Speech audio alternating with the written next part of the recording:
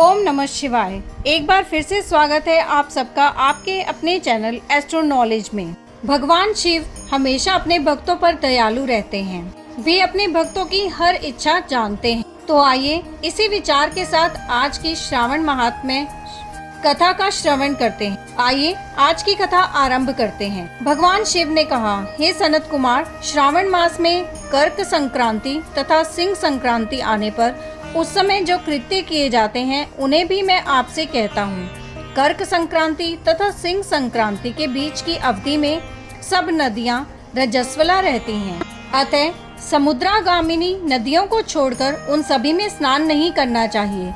कुछ ऋषियों ने यह कहा है कि अगस्त्य के उदय पर्यंत ही वे रजस्वला रहती हैं। जब तक दक्षिण दिशा के आभूषण स्वरूप अगस्त्य उदित नहीं होते तभी तक वे नदियां रजस्वला रहती हैं और अल्प जल वाली कही जाती हैं। जो नदियां पृथ्वी पर ग्रीष्म ऋतु में सूख जाती हैं, वर्षा काल में जब तक 10 दिन न बीत जाएं, तब तक उनमें स्नान नहीं करना चाहिए। जिन नदियों की गति स्वतः 8000 धनुष तक नहीं हो जाती, तब तक वे नदी शब्द की संज्ञा वाली नदी नहीं होती, अपितु वे गर्त कही जाती। कर्क संक्रांति के प्रारंभ में 3 दिन तक महानदियां रजस्वला रहती हैं। वे स्त्रियों की भांति चौथे दिन शुद्ध हो जाती हैं। हे मुने, अब मैं महानदियों को बताऊंगा, आप सावधान होकर सुनिए।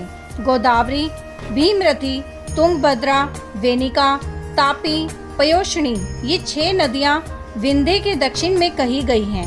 भागीरथी, नर्मदा, यमुना, सरस्वती, विशोका, वितसता, ये 6 नदियां विंध्य के उत्तर में कही गई हैं। ये 12 महानदियां देव ऋषि क्षेत्र से उत्पन्न हुई हैं। हे मुने, देविका, कावेरी, वंजरा, कृष्णा, ये महानदियां कर्क संक्रमण के प्रारंभ में 1 दिन तक रजस्वला रहती हैं।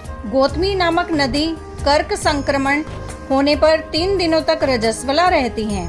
चंद्रभागा, सती, सिंधु, सरयू, नर्मदा, गंगा, यमुना, प्लक्षजला, सरस्वती, ये जो नाद संज्ञा वाली नदियां हैं, वे रजो दोष से युक्त नहीं होती हैं। शोण, सिंधु, हिरण्य, कोकिल, आहित, घरघर और शत्रुद्रु, ये 7 नाद पवित्र कहे गए हैं। धर्म, द्रव्यमयी गंगा, पवित्र यमुना तथा सरस्वती, ये नदियां गुप्त रजो दोष वाली होती हैं। अतः ये सभी अवस्थाओं में निर्मल रहती हैं। जल का यह रजोदोष नदी तट पर रहने वालों को नहीं होता है। रजो धर्म से दूषित जल भी गंगा जल से पवित्र हो जाता है। प्रसव अवस्था वाली बकरियां, गायें, भैंसें व स्त्रियां और भूमि पर वृष्टि के प्रारंभ का जल, ये 10 रात व्यतीत होने पर शुद्ध हो जाते हैं। कुएं तथा बावली के अभाव में अन्य नदियों का जल अमृत होता है। रजो धर्म से दूषित काल में भी ग्राम भोग नदी दोष में नहीं होती है। दूसरे के द्वारा भरवाए गए जल में रजो दोष नहीं होता है। उपाकर्म में, उत्सर्ग कृत्य में, प्रातः काल के स्नान में, विपत्तियों में, सूर्य ग्रहण काल में तथा चंद्र ग्रहण काल में रजो दोष नहीं होता है। हे सनत कुमार, अब मैं संक्रांति में गो प्रसव के विषय में कहूँगा।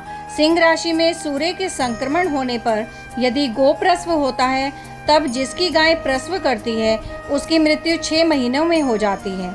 मैं इसकी शांति भी बताऊंगा जिससे सुख प्राप्त होता है। प्रसव करने वाली उस गाय को उसी क्षण ब्राह्मण को दे देना चाहिए। उसके बाद घी मिश्रित काली सरसों में होम करना चाहिए। इसके बाद आहुतियों से घी में सिक्त तिलों की 1008 आहुतियाँ डालनी चाहिए। उपवास रखकर विप्र को प्रयत्न पूर्वक दक्षिणा देनी चाहिए। सिंह राशि में सूर्य के प्रवेश करने पर जब गोष्ठ में गो प्रसव होता है, तब कोई अनिष्ट अवश्य होता है। अतः उसकी शांति के लिए शांति क्रम अनुष्ठान करना चाहिए।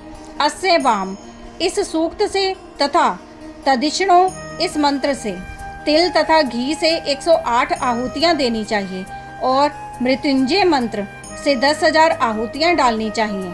उसके बाद श्री सूक्त से अथवा शांति सूक्त से स्नान करना चाहिए। इस प्रकार किए गए विधान से कभी भी भय नहीं होता है।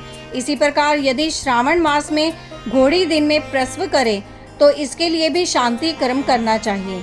उसके बाद दोष नष्ट हो जाता है।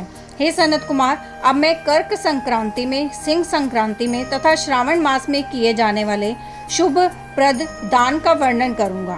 सूर्य के कर्क राशि में स्थित होने पर घृत धेनु का दान तथा सिंह राशि में स्थित होने पर सुवर्ण सहित छत्र का दान श्रेष्ठ कहा जाता है तथा श्रावण मास में दान अति श्रेष्ठ फल देने वाला कहा गया है। भगवान श्रीधर की प्रसन्नता के लिए श्रावण मास में घी, घृत कुंभ, घृत धेनु तथा फल विद्वान ब्राह्मण को प्रदान करने चाहिए।